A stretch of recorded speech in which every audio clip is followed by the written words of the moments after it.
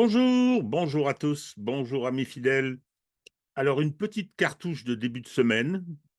Si j'ai pas la flemme, j'essaierai peut-être d'en faire une toutes les semaines, enfin tous les lundis en tout cas, pour faire un petit commentaire de l'actualité dans un monde qui commence de plus en plus à ressembler à un grand hôpital psychiatrique. Notre chère France n'y échappe pas, c'est quand même assez extraordinaire ce à quoi nous sommes confrontés. Alors, naturellement, politique intérieure, situation institutionnelle, crise politique, le tout sur fond de conflits mondiaux au pluriel, qui pourraient se transformer en conflit mondial au singulier, qui n'en est pas loin. J'en dirai un petit mot et j'essaierai cette semaine, nous essaierons avec l'ami Hervé de faire un point de la situation militaire mondiale. Avant de commencer cette petite série, alors cartouche, ça porte bien son nom, la chasse est ouverte dans certains départements. Je ne sais pas si elle est ouverte dans le mien, mais ça ne fait rien. On va procéder à quelques tirs. Alors, avant cela, bon, je voudrais revenir quelques instants sur la situation de la liberté d'expression dans ce pays et sur le sujet de la pression sur les réseaux et en particulier sur les outils de réinformation. J'utilise ce terme parce que je trouve il est opératoire puisque on est confronté à un déferlement de propagande, mais déferlement de propagande qui nous présente un réel qui n'est pas le bon. Donc notre travail de réinformation consiste à essayer de le présenter de façon différente, ce qui, au terme d'un débat contradictoire, permet d'approcher la vérité. Alors, enfin, la vérité, ou en tout cas le réel, de façon à peu près rationnelle. Alors, cette situation me concerne un peu. Je suis l'objet, ça y est, je le sais désormais, de procédures judiciaires. Alors, on verra. De procédure judiciaire, faut pas trop s'inquiéter quand même, je l'ai déjà dit, mais ça relèvera des questions de droit de la presse. Il y a également d'autres offensives, les trolls sur les réseaux, sur la presse nationale. J'ai eu droit aux colonnes du Point, j'ai eu droit aux colonnes de Marianne, j'ai eu droit aux colonnes du Monde. Donc, mais tout ça n'est pas très grave. Je crois dans le Point, ils ont dit que j'étais particulièrement inclassable. Ah bon, mais c'est une façon de présenter qui en vaut une autre après tout. Euh, il se trouve que j'ai été faire un petit tour. J'ai été faire un petit tour. Je l'avais pas fait depuis peut-être 2 ans. 2, 3 ans, sur ma fiche Wikipédia. Mon Dieu, le désastre! C'est impressionnant ce qu'est devenu ce qui était au départ un grand projet. Un grand projet assez motivant et puis en tout cas très utile. Wiki est ton ami. Eh bien, écoutez, ma fiche n'est qu'un tissu de diffamation, un tissu de mensonges, un tissu de mauvaise foi. C'est assez fantastique. Donc, je suis un complot, je suis pro-russe, je mens, le canard enchaîné s'est fichu de moi, enfin, toute la presse atlantiste, parce que je range dans la presse atlantiste des journaux qui ont pignon sur rue, qui se présentent comme des rebelles, je pense à Charlie, je pense à Mediapart, je pense euh, au Canard enchaîné, bien évidemment, tous les autres que j'ai souvent cités. Bien, donc cette fiche Wikipédia, je vais réagir, je ne sais pas encore comment. Alors, je vous cache pas que ça ne me gêne pas. Ils peuvent bien me vomir dessus. Au bout d'un moment, ça devient un label, ça devient une décoration quand une encyclopédie qui est totalement contrôlée pour ce qui concerne l'actualité immédiate par les agences américaines, si elle dit du mal de vous, c'est plutôt bon signe. Cela étant, il n'empêche quand même que il y a un certain nombre de choses qui sont dites, qui sont des accusations en plus, des accusations et qui sont totalement diffamatoires. Alors, je ne veux pas faire rectifier Wikipédia, faire des procédures ou des choses comme ça. Alors là, je ne vais pas perdre mon temps. En revanche, En revanche, chers amis, si certains d'entre vous ont accès, je ne sais plus comment ça fonctionne, pour faire modifier cette fiche, alors après les agents de l'Empire reviendront pour, je dis les agents de l'Empire parce que je suis complotiste, hein, faut être sérieux, ils reviendront pour de nouveau restaurer toutes ces horreurs, mais ça mériterait au moins d'aller peut-être un petit peu à l'affrontement. Or ça, je peux pas le faire moi-même. Donc je vais vous solliciter pour vous mobiliser. Je vais moi-même faire un travail que je mettrai en ligne, un travail de rectification de la notice Wikipédia. Et ceux qui auront le courage, ceux qui auront l'envie, pourront essayer de faire ces modifications. Donc voilà, c'était essayer peut-être. Si ça marche pas, ça marche pas. Hein. Donc c'est pas bien grave. Mon CV, pas mal de gens le connaissent. Je vais peut-être le compléter, mais je ne sais pas où encore. Peut-être sur le blog Vue du droit. Hein, j'ajouterai des choses. Donc voilà.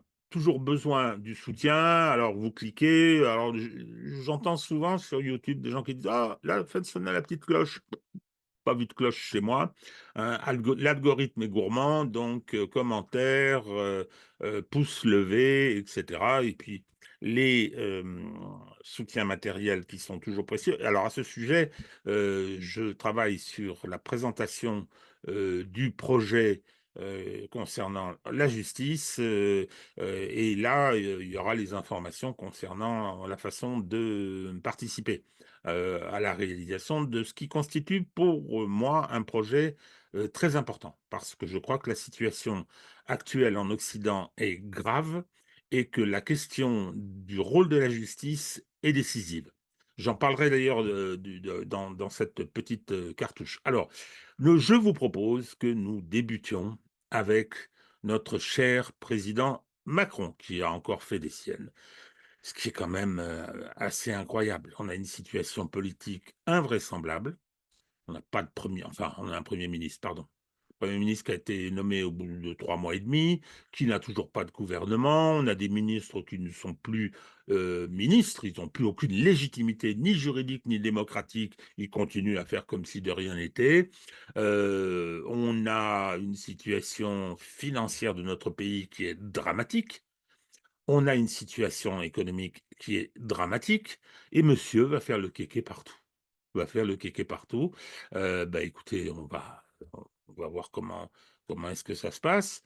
Une petite séquence qui montre qu'on a quand même un problème psychiatrique, à mon avis.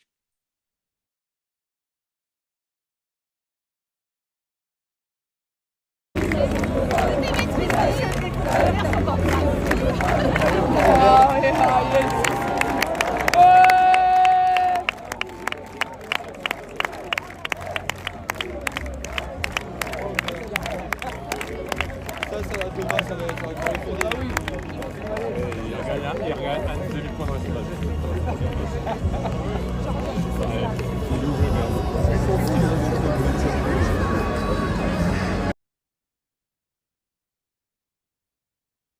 Horrible, n'est-ce pas? Horrible en tout point. On a l'impression d'avoir en face de nous un petit enfant qui est en train de sauter euh, en rythme avec qui ne saute pas n'est pas français, c'est quelque chose qu'on entend dans les stades au moment des matchs de l'équipe de France. Sauf que là, il y a des handicapés qui sont sur leur fauteuil, qui sont honorés, ce qui est une bonne chose. Il se rend compte ou il se rend pas compte? Non, il se rend pas compte, il continue à sauter. Il est tout seul quasiment sur l'estrade, mais il continue à sauter comme ça. Mais enfin, c'est effrayant. C'est effrayant de bêtises, de narcissisme en même temps. Il est tout content de se montrer. Mon Dieu, quelle horreur. Alors, c'est pas tout parce que il a voulu faire une grande parade sur les Champs-Élysées qui a coûté une fortune. Il a distribué par poignée la Légion d'honneur, le mérite, etc. Il a essayé de survaloriser ce qui s'était passé au moment des Jeux Olympiques. Moi, vous connaissez mon opinion, pour moi, c'était une forme de village Potemkin, avec une joie totalement surjouée. Ça ne m'a pas empêché de m'intéresser à un certain nombre de choses, mais là, sa volonté de l'utiliser jusqu'à la corde pour essayer de garder un petit peu d'ambiance, ça me fait penser beaucoup à la Coupe du Monde de 98. Et Dieu sait si j'ai aimé cette victoire, mais je me rappelle du grand discours sur la France Black Blamber, il n'en est rien resté. Mais rien resté. Sportivement, si, il y a une étoile sur le maillot de l'équipe de France, mais de ces fameuses incantations qu'on avait entendues à ce moment-là, y compris de la part de Charles Pasqua, il ne reste rien. Et donc, lui, il essaye là de garder un tout petit peu de flamme au travers de ces caprices dispendieux. Alors, il nous a inventé autre chose. La France a besoin d'être gouvernée. La France a besoin d'une clarification institutionnelle. Il l'a mis dans une telle situation. La France est dans un contexte international extraordinairement difficile. Il vient d'y avoir le rapport Draghi qui dit que l'Europe c'est la paix. Non, l'Europe c'est la guerre. L'Europe c'est la prospérité. Non, c'est pas la prospérité. C'est une des zones du monde qui est dans la, enfin, qui a des courbes qui sont extrêmement inquiétantes. Draghi dit qu'il faut mettre 800 milliards d'euros sur la table pour essayer de faire redémarrer la machine. Oh ben lui, non, non, non. Vous savez à quoi il pense? Il veut faire comme la, la journée de la musique qu'avait inventé Jack Land. Il veut faire la journée du sport. Voilà, donc la fête du sport après la fête de la musique. Et le 14 septembre, tout le monde fera du sport. C'est un peu horrible, c'est le mot que j'utilisais après cette vidéo, c'est un peu horrible. Alors, mais il ne s'arrête pas là, hein, il s'arrête pas là, notre prince, il est intervenu pour soutenir Anne Hidalgo sur deux choses. Premièrement, les fameux anneaux qui ont été accrochés sur la Tour Eiffel, Madame veut les garder. Madame 2% à la présidentielle, elle veut les garder. Et donc, elle a l'autorité de dire c'est ce que je veux, donc ça se fera. Non, les ayants droit, puisque c'est considéré comme une œuvre d'art, enfin c'est classé comme tel, les ayants droit qui ont le droit moral dessus, c'est-à-dire les héritiers, ont dit niet. Alors on ne sait pas, on essaie de trouver une solution, et hop, monsieur Macron arrive en disant je suis pour. Ça pèse 50 tonnes, ça pose à 60 mètres du sol des problèmes, y compris de sécurité, hein, comme ce monument, cette tour Eiffel n'est pas entretenu, en tout cas insuffisamment. Donc on peut se poser la question, ne serait-ce qu'au plan de la simple rationalité sur l'intérêt de garder ces anneaux. Ah non, Madame Hidalgo veut et Monsieur Macron se précipite à son secours en disant moi je veux. Moi, je suis d'accord. Moi, c'est ce dont j'ai envie, hein, de petit garçon capricieux. Il l'a aussi soutenu sur autre chose, c'est-à-dire, là, c'est un caprice de Madame Hidalgo, 50 km à l'heure sur le périphérique, parce que elle pense que ça sauve la planète. Non, elle ne pense pas parce qu'elle s'en fiche, mais elle pense que ça fait bien pour sa réélection de 2026. Eh bien, 80% des gens qui empruntent le périphérique ne sont pas des Parisiens. Toutes les études montrent bien que ça aurait des conséquences extrêmement importantes sur les embouteillages, sur la durée des temps de transport, avec toutes les conséquences en termes de pollution, mais aussi en ce qui concerne la vie des gens. Ah non, non, non, non, j'ai décidé. Alors là, on est confronté, alors naturellement, Emmanuel Macron est venu la soutenir. Dès qu'il s'agit de prendre une décision irresponsable et qui n'entretient aucun lien avec l'intérêt national, il se précipite.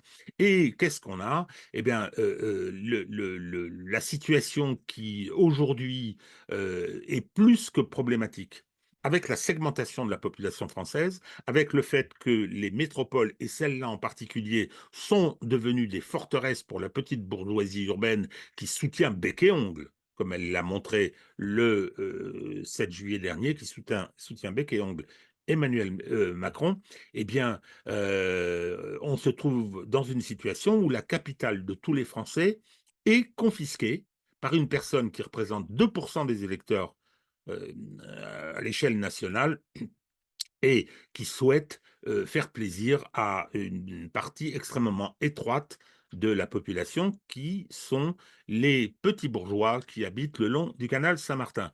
Cette situation est profondément antidémocratique et je crois qu'il y a une urgence, si jamais il y avait un changement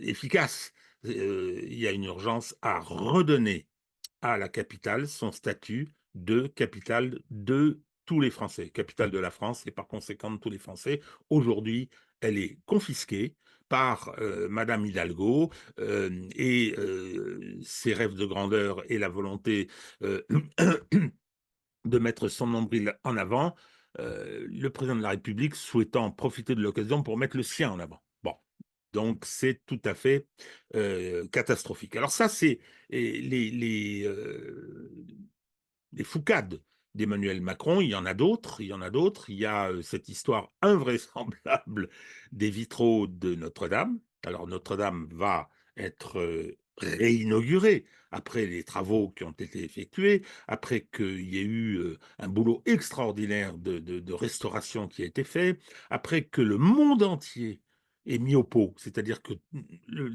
c'est sur le plan international, il y a eu un courant de solidarité et beaucoup d'argent est arrivé, mais beaucoup d'argent, sur la base de l'engagement, se sera reconstruit à l'identique. Eh bien, M. Macron, à la fin, il dit non. Non, non.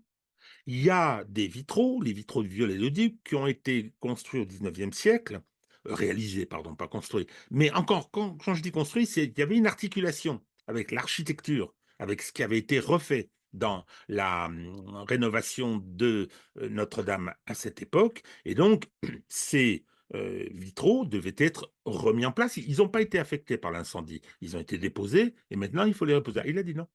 Non, non, non, non, on va le mettre dans un musée, ça ne m'intéresse pas, mais on va lancer un concours. Moi, je veux lancer un concours pour mettre des vitraux contemporains. J'ai des amis à arroser, vous comprenez bien, hein, et puis il faut que je laisse ma trace comme ça. Et il le fait contre l'avis de toutes les commissions compétentes, contre l'avis d'absolument toute la communauté historique, scientifique, artistique, qui dit, mais non, on ne peut pas faire ça.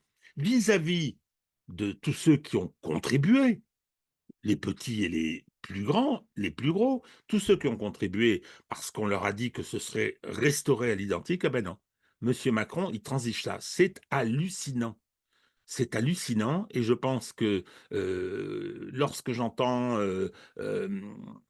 parler de cette procédure de destitution, pour moi, il y a d'autres choses, bien sûr. C'est ce genre de petites choses qui devraient justement être utilisées pour démontrer à quel point cet homme manque à ses devoirs, hein, et crée une situation incompatible avec le maintien de son mandat.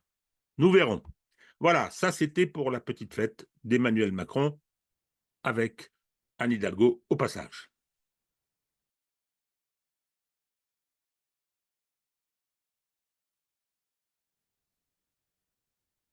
Alors ensuite, je voulais vous parler d'un petit incident qui s'est produit à la fête de l'UMA, pas très important, mais qui raconte un certain nombre de choses et je voudrais faire un petit point là-dessus, en tout cas donner mon avis si tant est que celui-ci soit intéressant. Alors voilà la vidéo que je vous propose et nous allons discuter un peu de ce qu'elle raconte.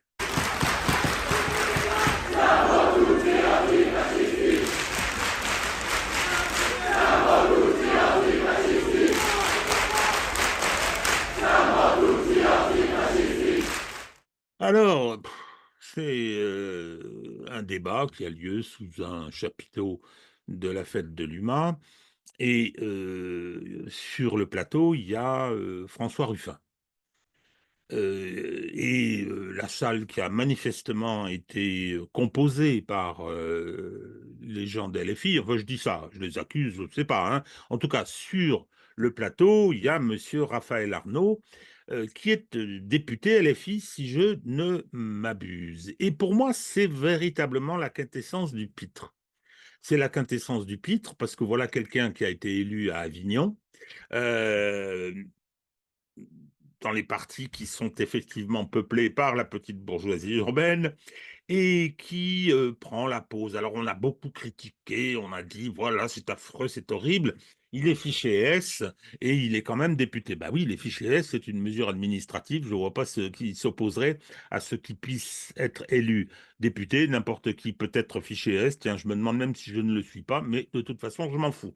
Bon, donc, c'était pas ça le problème. C'est quelqu'un qui est, semble-t-il, un antifa professionnel. C'est-à-dire qu'il est dans ces mouvances de gens qui prétendent que le fascisme est là, est aux portes. Non, il ne dit pas que le fascisme est là, parce que moi, je considère qu'il est là avec l'extrême centre et que le néolibéralisme, dans sa phase actuelle, est un fascisme. C'est pas ce qu'il dit. Il dit, c'est les méchants, c'est les racistes, c'est les couches populaires, c'est le RN qui sont des fascistes. Et moi, je les combats. Et là, on a tous ces petits copains. Hein, il n'y a pas un ouvrier là-dedans, évidemment. Il n'y a pas un salarié de l'exécution des services, il ne faut pas rêver. Hein. Donc, ce qui constitue aujourd'hui le prolétariat, non, non, il n'y a personne. Et ils viennent tous. Hein, ils viennent. Alors, ils disent après, mais c'était pas dirigé contre Ruffin. Bien sûr que si, que c'est dirigé contre Ruffin. Et on lance un slogan en italien. Attention, hein, en italien, nous sommes tous des antifascistes, comme on dit no pasaran en espagnol. Tout ça, c'est de la pause, tout ça, c'est de la comédie. Donc, on prend les oripeaux et on se fait plaisir, une forme d'onanisme. Hein, voilà, on lance ces slogans et comment qu'on n'est pas trop antifasciste. Bon, ça, c'est pour monsieur Raphaël Arnaud. Je dirais que il se trouve que dans ma carrière, j'ai été confronté au fascisme. J'ai été confronté au fascisme au vrai. Hein, je parle. Et d'ailleurs, j'y ai été confronté parce que j'ai connu les témoins du véritable antifascisme de la Deuxième Guerre mondiale, qui étaient les anciens résistants, qui étaient toujours vivants, que j'ai rencontré des gens extraordinaires, que j'ai rencontrés au Parti communiste, des gens comme, et je vais prendre deux parmi les plus célèbres, hein, Georges Segui, déporté à 16 ans, et Henri Krasuki, déporté à Auschwitz et qui fera les marches de la mort, déporté lui à 17 ans. Bien, cela et j'en ai rencontré qui m'ont raconté des histoires. Je me rappelle d'une remarque concernant cette période, et c'était bon, comment c'était quelqu'un qui avait été dans la clandestinité dès l'interdiction du parti en septembre, et puis ensuite, après, pendant l'occupation, il m'a dit, j'ai eu peur tout le temps. Donc, c'est une phrase qui m'a frappé. Ceux-là, c'était des vrais antifascistes. Et puis ensuite, j'ai été membre du bureau de politique extérieure du Parti communiste français, le vrai, hein.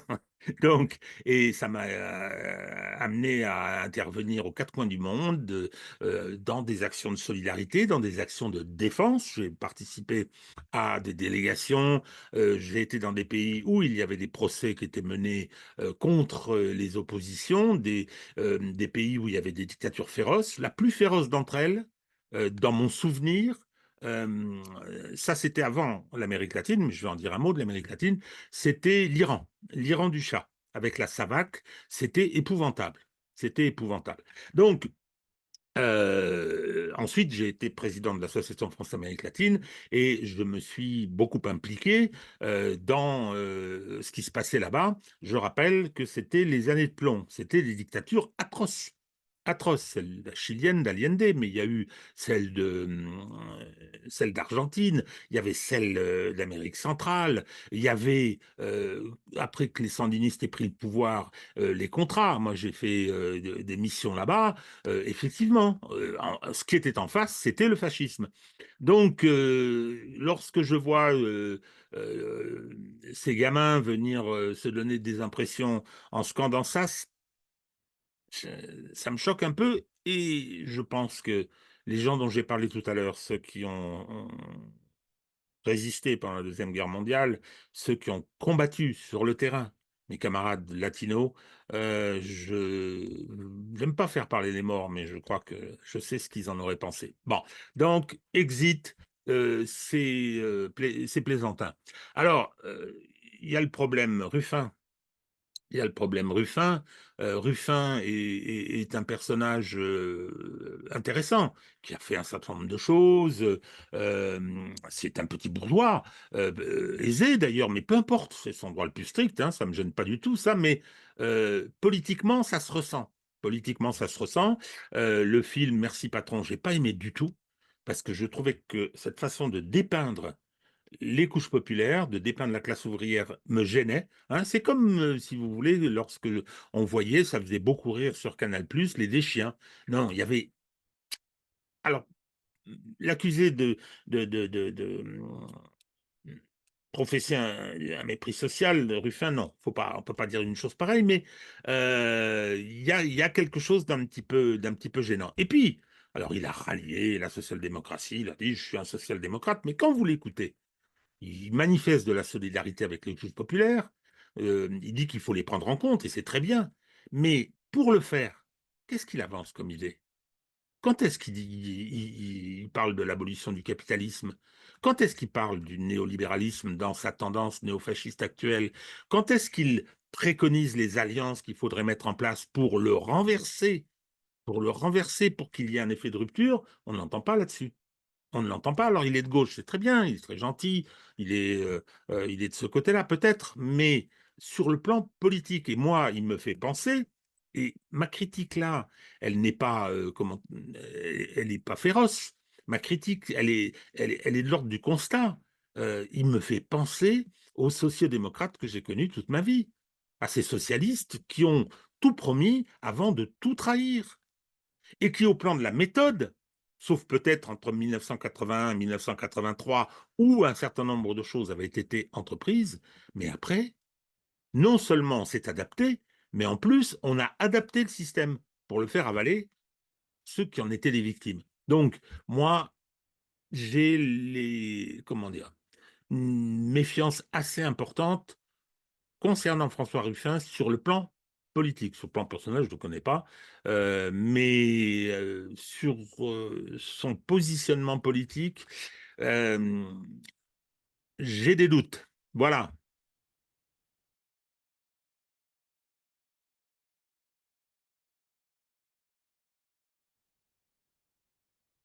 Bon, je voulais dire quelques mots de la fameuse affaire de Mazan, qui est actuellement examinée par la Cour criminelle d'Avignon.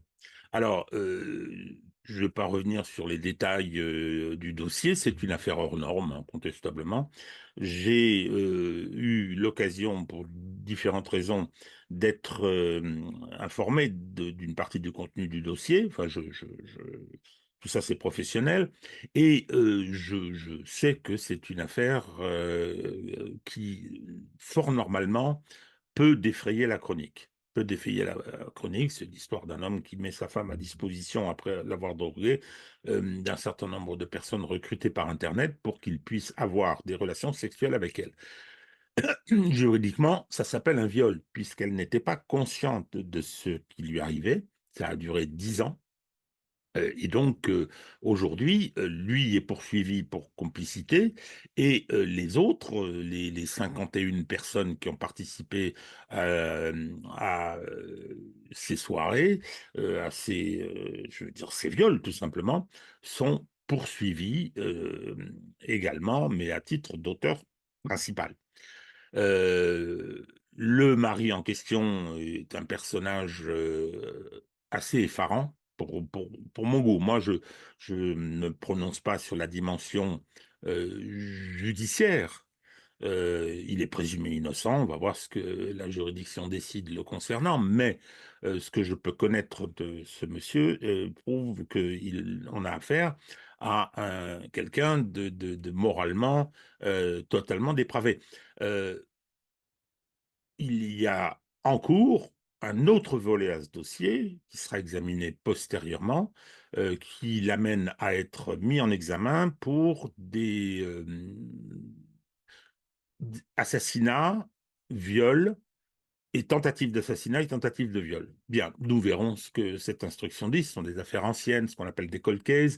Donc, on a pu réactiver après son arrestation, mais ceci est autre chose. Donc, une affaire hors norme. Et fort normalement, Cette affaire donne lieu à beaucoup de polémiques, à beaucoup d'interventions, à beaucoup de manifestations autour de la cause féministe, ce que je ne trouve pas anormal. Au contraire, au contraire. Mais le problème, c'est que comme d'habitude en France, c'est excessif, c'est souvent inopportun et puis, il y a un manque de respect pour le processus judiciaire.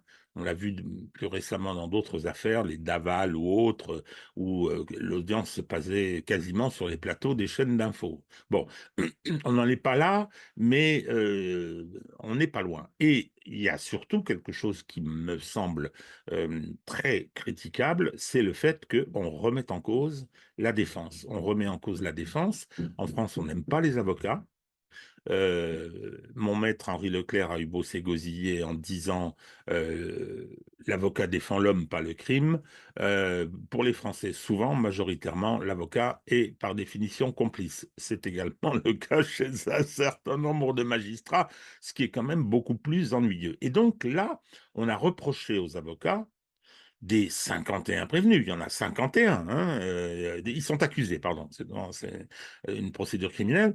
On l'a reproché à ses avocats d'avoir posé la question de l'intention de violer. C'est un principe fondamental, fondamental dans tous les systèmes judiciaires. On ne peut poursuivre quelqu'un pour une infraction que s'il y a 3 éléments qui sont réunis. Je les cite. Il y a l'élément matériel, il faut que les faits aient eu lieu. Il y a l'élément légal, il faut qu'il y ait un texte du code pénal qui les incrimine, ces faits, par une loi antérieure à leur commission. Il n'y a pas de rétroactivité. Et enfin, il y a ce qu'on appelle l'élément moral, fondamental aussi, c'est l'intention de commettre. Le code pénal dit qu'il n'y a pas d'infraction, de crime ou délit, sans intention de le commettre. C'est normal. Donc, on vérifie cette intention. Et concernant cette affaire, oui, il y a des problèmes relatifs à l'intention. Pour ce qui me concerne, j'ai pas beaucoup de doutes là-dessus, mais c'est pas moi qui déciderai, ce sera la juridiction. Et d'ici là, les avocats sont libres de leur argumentation et surtout, c'est une question extrêmement importante. Donc, polémique, des arguments anormaux, des arguments indignes et des arguments minables, vous dit-on. Mais qui est-ce qui dit ça? Je l'ai pris à titre d'exemple. C'est une personne invitée sur CNews et qui est venue, mais alors, caractériser la culture du lynchage. Il y a une culture du viol que reprochent aux hommes les mouvements féministes. Là, moi, je reproche à la société française d'avoir une culture du lynchage. Écoutons ce que nous dit cette personne, c'est intéressant. Moi, je trouve extraordinairement choquant l'attitude, bien sûr, ils sont payés pour ça, hein, mais l'attitude Bien sûr, ils sont payés pour ça. Ben oui, les avocats, ils sont payés. Quand les gens qui sont défendus n'ont pas les moyens, c'est l'État qui paye. Parce qu'il n'y a pas de procès régulier, chère madame, sans avocat qui puisse faire son boulot. C'est ce qu'on appelle la procédure contradictoire. Et comme le disait mon maître, pardon, d'Henri Leclerc. Là, je vais parler de Rudolf von Gering. Alors, lui, il est mort depuis plus longtemps, puisque c'est un philosophe du droit du 19e siècle qui disait adversaire acharné de l'arbitraire, la forme est la sœur jumelle de la liberté. Eh oui, justement, il faut que la procédure se déroule régulièrement pour qu'on puisse aboutir même à une décision sévère, mais pour qu'on puisse aboutir à une décision légitime. des avocats, donc des agresseurs de cette femme, puisqu'ils disent finalement il n'y a pas de viol, puisqu'il n'y avait pas d'intention de violer. Et ils font une lecture très axée, bien sûr, sur le droit tel qu'il est en France. Vous vous rendez compte? Ils font une analyse fondée sur le droit. Dans une procédure judiciaire criminelle, on respecte le droit. Mais c'est incroyable, ça. Ils n'ont pas le droit. Hein. On a l'impression, c'est pas ce qu'elle dit exactement, mais on a l'impression qu'elle est profondément choquée qu'on puisse faire une analyse sur le droit. France, en expliquant bien, oh, attention, on n'est pas aux États-Unis, donc on n'a pas besoin d'expliquer qu'il y a un consentement, on n'a pas besoin de formaliser ce consentement. Donc cette brave dame, elle dormait, et donc après tout, il n'y a rien, ils n'étaient pas supposés savoir. Il arrive un moment où il y a une telle disjonction entre ce qu'on ressent chacun comme étant la justice et ces espèces d'arguties juridiques immondes que ça dessert notre confiance en la justice. Et ça ne devrait pas avoir lieu, ce type d'argumentation de la part des avocats. Je trouve que c'est vraiment minable, excusez-moi le terme. Là, on touche au cœur de ce qui constitue la culture du lynchage que cette personne professe. Écoutez bien ce qu'elle dit. Elle dit, si on utilise des arguments immondes, ce sont ceux qui défendent une position qui n'est pas la mienne. Moi, je suis spectatrice, je ne connais pas le dossier, je ne l'ai pas vu, j'ai rien lu. Il y a une justice à laquelle je dois m'en remettre, même si personnellement, on le sait et on y reviendra, je la critique souvent, et beaucoup, mais attendez, face à ça, face à une procédure pénale, c'est l'attitude qu'on doit avoir. On s'en remet. On peut critiquer certaines choses, on peut dire que c'est pas comme ça qu'il aurait fallu faire, mais elle le délégitime. Elle dit, parce que si on n'utilise pas mes arguments, ça sape la confiance qu'on doit avoir dans la justice. Mais madame, c'est pas compliqué dans ce cas-là. Puis l'avocat, on va pas les défendre, aussi détestable soit-il, aussi critiquable soit-il. Non, non, on va faire comme vous voulez. Hein. Donc, on va faire quelque chose de conforme à votre idée de la justice à laquelle vous devez faire confiance, c'est-à-dire qu'on ne va pas les juger. On va les enfermer à vie et là, vous serez contente. Hein. J'imagine très bien, je la vois très bien dans une foule. Je la vois très bien dans une meute. Hein, jetant des cailloux, hurlant, la bave aux lèvres. Oui, oui, oui, oui. Oui. C'est dur ce que je dis là, mais je le pense profondément qu'on a affaire à quelqu'un dont la culture euh, des libertés publiques, la culture de la vie en société est totalement déformée. Bon, on ne va quand même pas se quitter sans dire du mal des magistrats. Alors cette fois-ci, je vais pas dire du mal des magistrats français, mais ne vous inquiétez pas, je ne perdrai pas cette mauvaise habitude. J'ai dit du mal un peu avant des magistrats britanniques.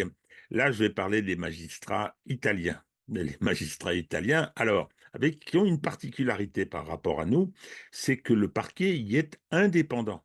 C'est ce qu'il veut. Je suis mais totalement opposé à un tel système, parce que je pense que le parquet qui dépend du pouvoir exécutif a au moins cette légitimité démocratique, alors que le parquet indépendant, c'est l'arbitraire. C'est en fonction de ce qu'ils auront décidé à ce moment-là, sur la base de quels critères, on ne sait pas. Donc, ça concerne Salvini, dont je ne me rappelle pas le prénom là à l'instant, qui fait l'objet de poursuites pour séquestration et le parquet a annoncé qu'il allait requérir 6 ans de prison ferme contre lui. Et pourquoi donc? Et pourquoi donc? Eh bien, écoutez, c'est très simple. Il était, je crois, ministre de l'Intérieur à l'époque, si je ne m'abuse.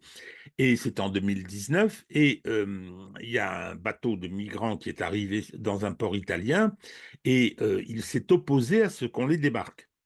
C'était irrégulier, le droit, y compris maritime, n'était pas respecté, mais bon, certains disaient que le droit de la mer prévoyait qu'il était possible de les laisser descendre. Toujours est-il que s'est-il passé? Eh bien, M. Salvini a fait l'objet d'une procédure pour séquestration.